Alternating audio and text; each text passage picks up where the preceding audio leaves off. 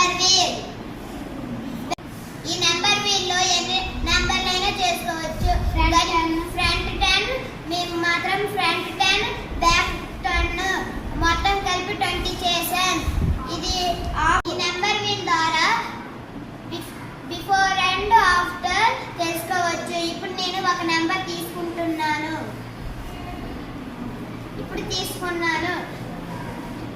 తీసుకున్న number 8. Then before 7, then after 9. ఈ number wheel ద్వారా మనం బిఫోర్ అండ్ ఆఫ్టర్ నెంబర్స్ తెలుసుకోవచ్చు. Thank you.